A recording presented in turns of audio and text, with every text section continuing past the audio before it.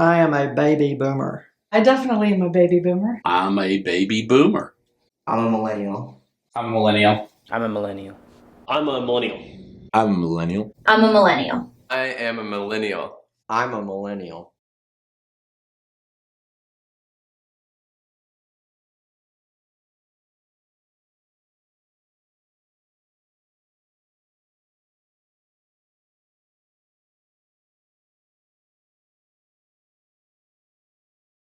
In today's media-driven world, people, especially millennials and generations beyond, are being bombarded with images, stories, videos, marketing campaigns, and so on, all vying to sell or make the viewers believe that the good life is attainable more so than any other time in history. This is a film that is going to look into this topic and shed some light on the way that millennials plan on growing their fortunes and if previous generations have happily handed off the torch to a better or worse generation in regards to striking it rich, escaping the rat race, and overall gratification. I welcome you to Millennial Monopoly.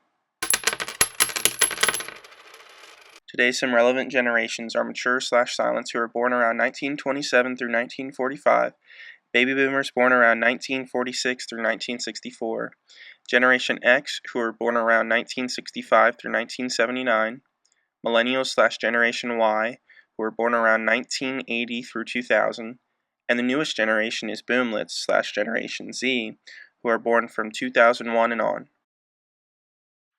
So what does the average person on the street think about millennials, generational opportunities, wealth, happiness, career path, and other important life topics?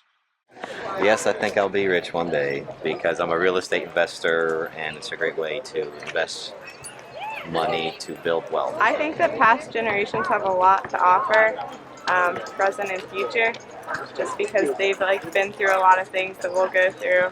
And so life experience is something that they have a lot of, and they have a lot of wisdom. I probably will be rich one day, but rich in spirit and mind. Financially, I think I'll be comfortable. That's my goal.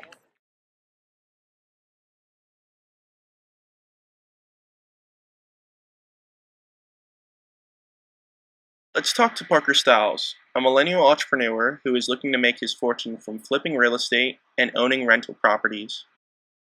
I love real estate. I've always been around it. My dad's done it forever. It's the easiest, in my opinion, it's the easiest, fastest way for the average person to escape that rat race, so to speak, and experience true time and financial freedom. This is Nancy Vermel, a baby boomer who has been a passionate elementary school special education teacher for a good majority of her professional career. I actually started providing for myself and even for my family before I left home. My family needed me to help support them. So I started in retail with working in shops like pizza parlors and ice cream shops and stuff like that, whatever I could find. Later on, I started working in the hotel industry. So I've done lots of things before I went teaching. This is Thomas Hewitt, a baby boomer who is an expert on the subject of business. He is a professor of marketing at Kennesaw State University, holds a PhD in business, and is the owner of Hewitt Consulting and Firearms Service. Today's college graduates, I would suggest finding an internship within an industry or career field that they really like and have already identified with as they were growing up, whether it be in sports, be in music, be in teaching, and a variety of subjects in teaching, or an industry, if it's that area, is something related to something they've already dealt with at some point in their lives. Each millennial should have a focus on a particular industry segment that they want to excel in, but also have fun in doing the work within that segment. If they don't have the fun, then they're probably not going to stay in it very long. And that's been pretty much borne out by even our sons who have jumped from job to job every 2 or 3 years. No, I could never see myself working a stereotypically 9-to-5 safe job like most parents have taught their kids to do. To me, being safe is boring, and I don't mean that it's taking uncalculated risk is smart or something that I do all the time. What I mean is that being safe comes with it a feeling of comfort, and with comfort comes slack. for the most part, everyone with a 9-to-5 job that I know of has eventually, become bored and begins to lose the fire and tenacity that they once had. And once that's gone, you might not have a job for much longer because there's someone right around the corner that's willing to work harder than you.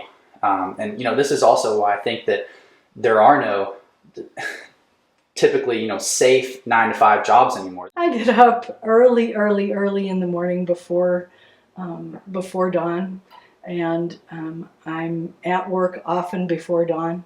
I often leave work after the sun goes down. Every minute is packed with either getting ready to teach something, teaching it, having a meeting about procedures or instructional strategies, or any number of things that it takes to run a school.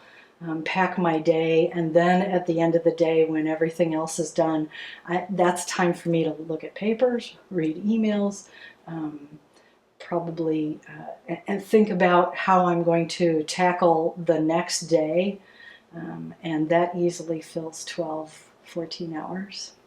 Millennials are unique in that they are probably the first total generation to grow up in the electronic communications era that we're currently in.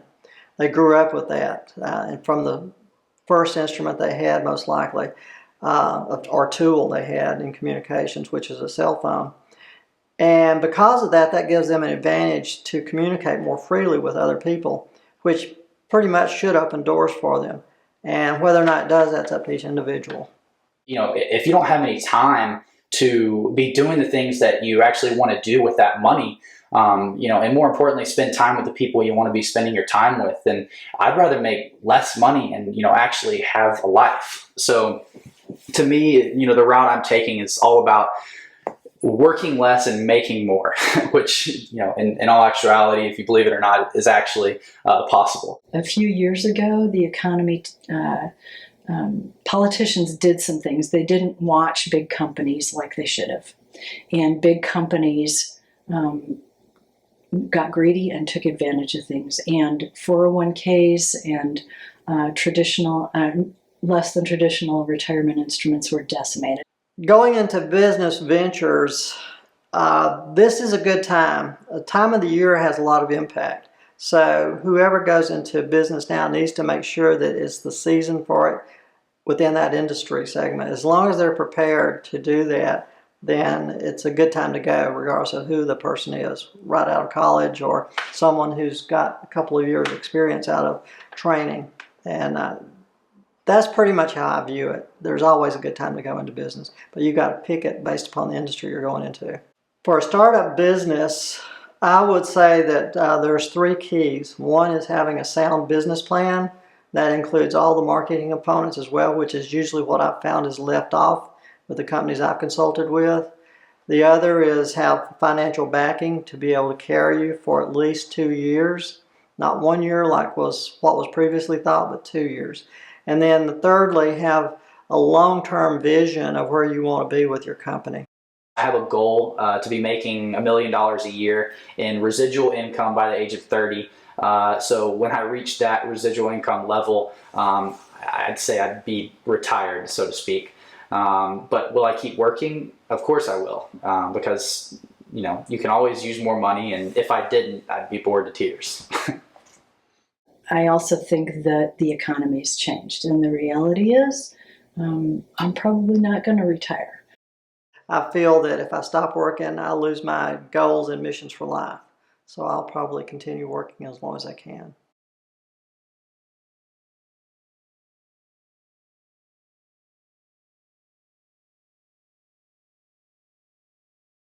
I think as in life, if you study history, each generation has its own strengths and weaknesses. And I think that when I do stop working, whoever takes over the void that I leave in the work environment will be able to handle the situations as they occur at that time. It's probably not that big a deal, actually. I found that wherever you go, people are the same, regardless.